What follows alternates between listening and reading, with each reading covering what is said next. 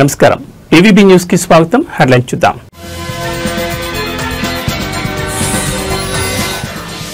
ముంబైలో మంత్రి లోకేష్ పర్యటన పారిశ్రామికవేత్తలతో వరుస భేటీలు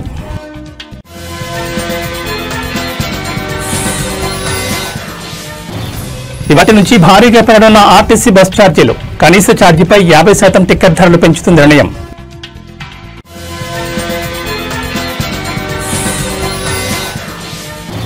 ఏఐ ప్రోగ్రామింగ్ లో ఖమ్మం యువతి సత్తా ప్రధాని చేతుల మీదుగా అవార్డు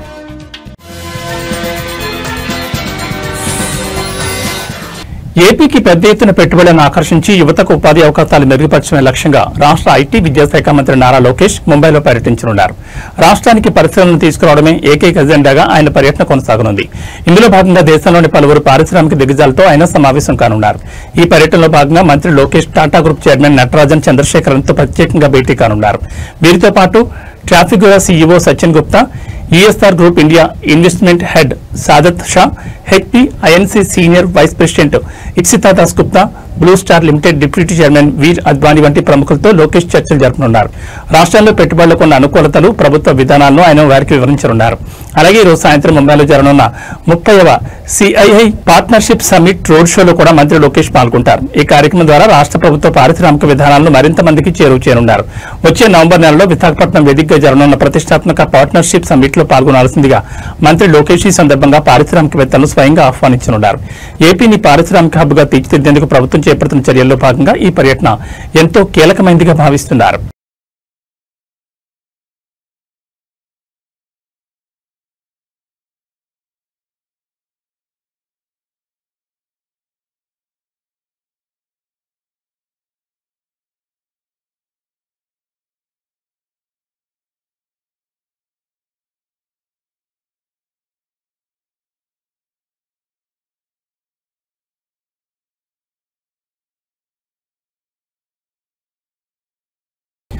నగర వాసులపై మరో పిడుగు పడనుంది. హైదరాబాద్ పరిధిలో నడిచే అన్ని రకాల సిటీ బస్సులు అదనపు ఛార్జీలు నేటి నుంచి పెరగనున్నాయి.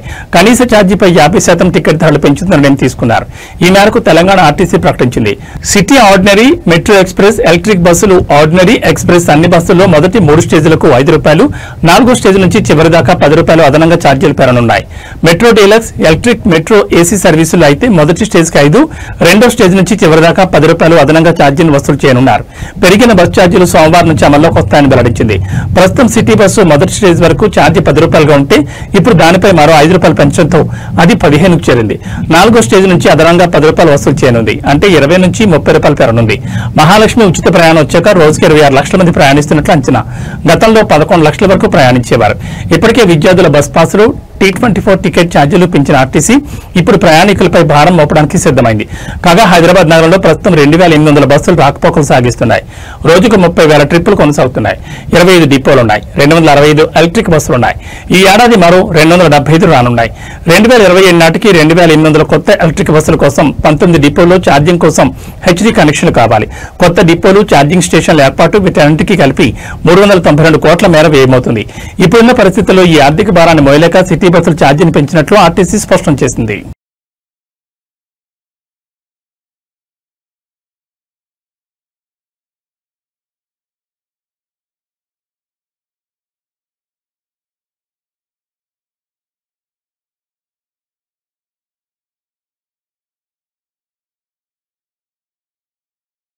ఆర్టిఫిషియల్ ఇంటెలిజెన్స్ ప్రోగ్రామింగ్ అసిస్టెంట్ విభాగంలో ఖమ్మం జిల్లా రూరల్ మండలం ఆర్ఎంపలకు చెందిన తాండూరి పల్లవి సత్తా చాటింది. ఇందుకు గాను ఢిల్లీలో ఏకంగా ప్రధాని నరేంద్ర మోడీ చేతుల మీదుగా పల్లవి అవార్డు అందుకుంది.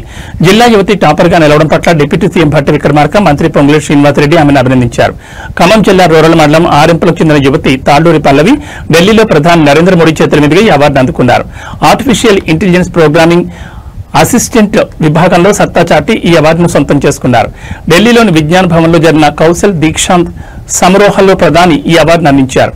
యువతలో స్కిల్ డెవలప్మెంట్, ఉద్యోగ నైపుణ్యాన్ని పెంచేందుకు ప్రధానమంత్రి సేతు పథకాన్ని 60,000 కోట్లతో ప్రవేశపెట్టారు. దీనిలో భాగంగానే అత్యుత్తమ నైపుణ్యం కనబరిచిన పలు రాష్ట్రాలకు చెందిన విద్యార్థులకు అవార్డులను ప్రదానం చేశారు. ఇందులో భాగంగానే ఆర్టిఫిషియల్ ఇంటెలిజెన్స్ విభాగంలో ఆల్ ఇండియా ట్రేడ్ టాపర్ గా ఎన్నికైన తాళ్లూరి పల్లవికి ప్రధాని నరేంద్ర మోడీ తన చేతుల మీదుగా అవార్డును ప్రదానం చేశారు. ఈ సందర్భంగా పల్లవి తల్లిదండ్రులు తాళ్లూరు రవి, అజిత ఆనందం వ్యక్తం చేశారు. జిల్లా యువత టాపర్ గా నిలవడం పట్ల డిప్యూటీ సీఎం భట్టి విక్రమార్క, మంత్రి పొంగులేటి శ్రీనివాసరెడ్డి ఆమె అభినందించారు.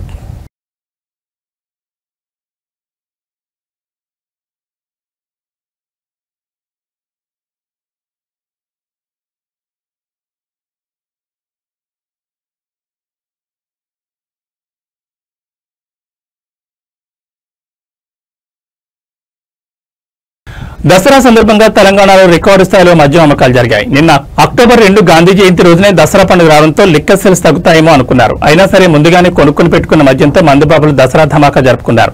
డబుల్ కిక్ ఇచ్చేలా సాగిన లిక్కర్ సేల్స్ డ్రై డే నాడు కూడా కిక్ ఎక్కించాయి. అక్టోబర్ 2 గాంధీ జయంతి సందర్భంగా మద్యం అమ్మకాలతో పాటు మాంసం దుకాణాలు కూడా బంద్ అయ్యాయి. దీని ఎఫెక్ట్ దసరా పండుగపై పడింది. అక్టోబర్ 2 గాంధీ జయంతితో పాటు దసరా పండుగ కూడా వచ్చింది. ఆ రోజు మద్యం షాపుల బంద్ నేపథ్యంలో ఒక రోజు ముందుగానే అంటే అక్టోబర్ 1వ తేదీని వైన్ షాపుల దగ్గర రద్దీ పెరిగింది. వైన్ షాపులు లిక్కర్ మార్ట్ల ముందు మందుబాబులు క్యూ కట్టిన పరిస్థితి కనిపించింది.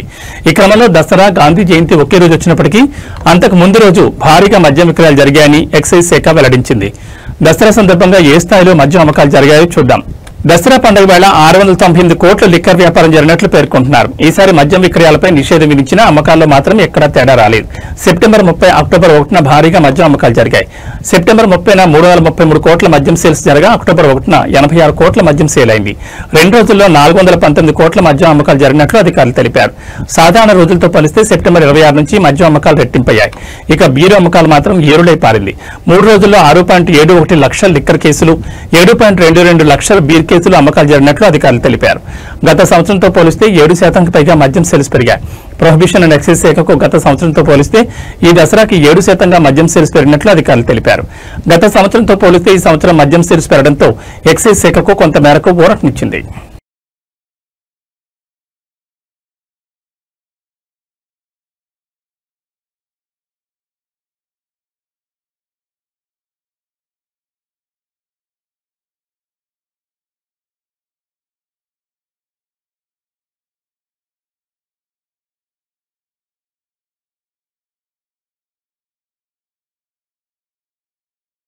కొత్తల్లుడికి మర్యాదలంటే గోదావరి గుర్తొస్తుంది. అది సంక్రాంతి పండుగకి. మరి తెలంగాణలో అవును, ఈ డౌట్కు ఫుల్ స్టాప్ పెడుతూ ఓ అత్తమామ తన కొత్తల్లుడికి భారీ విందు భోజనం ఏర్పాటు చేశారు. అది కూడా తెలంగాణ అతిపెద్ద పండుగ దసరా రోజున. వనపర్తి జిల్లా కొత్తకోట పట్టణానికి చెందిన గుంత సహనా సురేష్ దంపతుల కూతురు సింధును గత నెలలో వరంగల్ పట్టణానికి చెందిన లిఖిత్కిచ్చి వివాహం జరిపించారు. పెళ్లైన తర్వాత మొదటి పండుగ విజయదశమికి అల్లుడు ఇంటికి రాగా పసందైన వంటలతో కొత్తల్లుడికి విందు భోజనం ఏర్పాటు చేయాలని భావించారు. ఈ క్రమంలో మర్యాదల్లో గోదావరి జిల్లాల వారికి ఏమాత్రం తీసుకోకుండా ఏర్పాట్లు చేశారు. తెలంగాణ ప్రాంతానికి చెందిన 101 రకాల పిండి వంటలతో విందు భోజనం సిద్ధం చేశారు. భారీ అరిటాకులో వంటకాలను వడ్డించి విందు భోజనం పెట్టారు. ముందే తెలివిలో చతురుడైన అల్లుడు దసరాకు సరదాగా మామగారిని ఆట పట్టించాలని అన్ని ఒక్కొక్కటిగా లెక్కించడం మొదలుపెట్టారు. తీరా చూస్తే 101కి బదులుగా 100 రకాల పిండి వంటలు మాత్రమే ఉన్నాయి.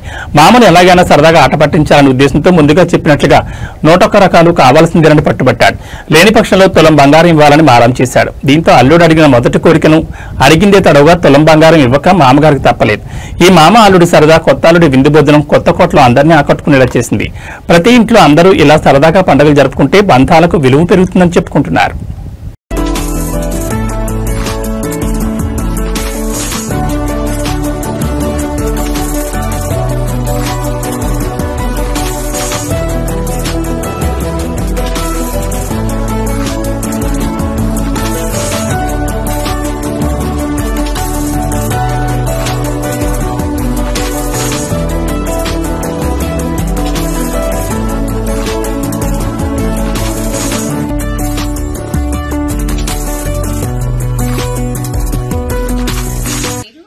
సహనా సురేష్ కుమార్. మా ఊరు కొత్తకోట. తెలంగాణలో దసరా పండుగకు ఒక ప్రత్యేకమైన పర్వదినం. దీనికి గాను మా కూతుర్ని, మా అల్లుడిని మా ఇంటికి తీసుకుని వచ్చి ఒక విందు ఏర్పాటు చేయాలనుకున్నాము. దీనికి గాను 60 రకాల స్వీట్లు, 30 రకాల పిండి వంటలు, 10 రకాల రైస్ ఐటమ్స్ చేయడం జరిగింది. దీనికి చిత్రాన్నం, పెరుగన్నం, ఫ్రైడ్ రైస్, జీరా రైస్ ఇలాంటివి చేసి విందు ఏర్పాటు చేయడం అయింది. మేము మొదటిసారి మా అల్లుడు ఇంటికి వస్తున్నాడు కాబట్టి మేము జీవితకాలం ఇది గుర్తుండాలి, తనకు గాని మాకు గాని బాగా గుర్తుండాలని ఈ విధంగా ఏర్పాటు చేయడం జరిగింది. ఈ విధంగా చేయడం వల్ల మాకు చాలా సంతోషం కలిగింది. మా అల్లుడు కూడా చాలా ఆనందపడ్డాడు. నా పేరు నిఖిత్, మాది వరంగల్. నేను దసరా పండుగ సందర్భంగా మా అత్తగారిలో అయిన కొత్తకోటకు వచ్చినాను. అయితే ఈ దసరా పండుగ విశేషంగా నాకు 101 రకాల వంటలతో భోజనం వడ్డించారు. నేను చాలా సంతోషంగా ఫీల్ అయ్యాను. వంటింట్లో టమాటా లేనిదే చాలా మంది గృహిణులకు వంట పూర్తి కాదు. అయితే మార్కెట్లో మాత్రం వీటి ధరలు ఒక్కోసారి చుక్కలు చూపిస్తే మరోసారి నేల చూపులు చూస్తుంటాయి. ఏకంగా కిలో టమాటా 500 పలికిన రోజులు కూడా ఉన్నాయి. అయితే ప్రస్తుతం టమాటా ధరలు అమాంతం పడిపోయాయి. ఏకంగా కిలో ₹1 పలకడంతో రైతులు కన్నీరు మున్నీరవుతున్నారు. కర్నూలు జిల్లా పత్తికొండ మార్కెట్లో పరిస్థితి ఇదే. టమాటా ధరలు ఒక్కసారిగా పడిపోవడంతో రైతులు తలలు పట్టుకుంటున్నారు. పండగ ముందు వరకు కిలో 8 నుంచి ₹10 పలకగా ఆదివారం మాత్రం ఒక్కసారిగా 4 పడిపోయింది. దీంతో ఆరుగాలం పండించిన పంటను రైతులు రోడ్డుపై పారబోశారు. మార్కెట్ కమిషన్తో పాటు కోత కూలీలు రవాణా ఖర్చులు చెల్లించామని లాభం సంగతి పక్కన పెడితే కనీసం పెట్టుబడి ఖర్చులు కూడా వచ్చేలా లేవని ఆవేదన వ్యక్తం చేశారు. టమాటాలన్నీ రోడ్డుపై పారబోసి రోడ్డుపై బైఠాయించి ఆందోళన చేపట్టారు. దీంతో కొద్దిసేపు అక్కడ వాహనాలు రాకపోకలు నిలిచిపోయాయి. గుత్తి మంత్రాలయం రహదారిలో ట్రాఫిక్ ఏర్పడంతో వాహనదారులు గందరగోళపడ్డారు. గిట్టుబాటు ధర కల్పించాలని రైతులు డిమాండ్ చేశారు. టమాటా జ్యూస్ ఫ్యాక్టరీ నిర్మాణాన్ని కూడా త్వరగానే పూర్తి చేయాలన్నారు. 10 కిలోల టమాటా గంపలు రెండింటికి కలిపి కేవలం ₹80 నుంచి ₹100 మధ్య ధర పలికిందని, మార్కెట్లో వ్యాపారులు 25 కిలోల గంపలను రెండింటిని ₹180 కనిష్ట ధర కొన్నట్లు తెలిపారు. దసరా పండుగ కారణంగా అక్టోబర్ 1, 2 తేదీల్లో మార్కెట్కి ఇచ్చారు. దీంతో 2 నుంచి కోతకు సిద్ధంగా ఉన్న పంటను మార్కెట్కు తరలించారు. ఒకే రోజు మొత్తం 5.5 టన్నులకు పైగా టమాటా అమ్మకానికి వచ్చాయి. దీంతో వ్యాపారులు అతి తక్కువ ధరకు టమాటాలు కొనుగోలు చేశారు. మార్కెట్ కమిషన్, కోత కూలీలు, రవాణా ఖర్చులు కూడా చేతి నుంచి చెల్లించాల్సిన దుస్థితి ఏర్పడిందని రైతులు ఆవేదన వ్యక్తం చేశారు.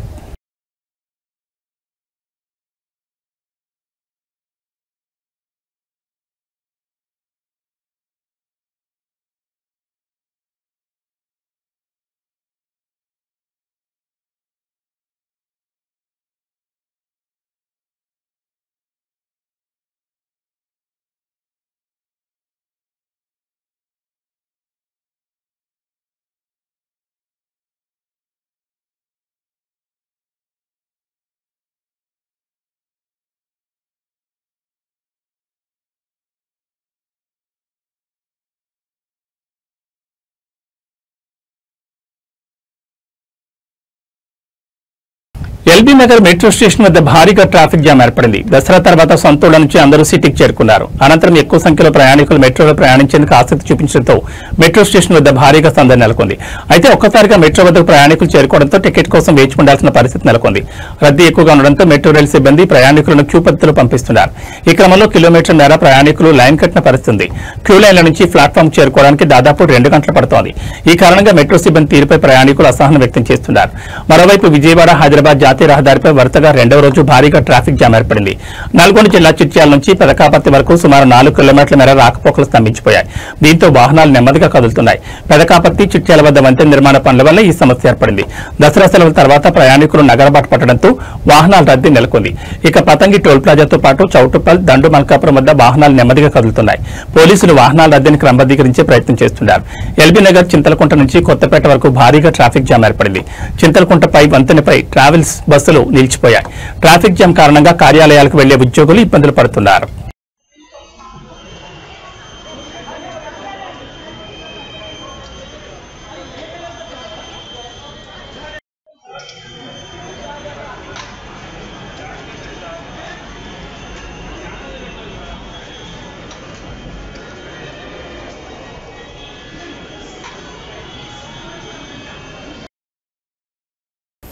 ఏబీ బులెటిన్ విశేషాలు.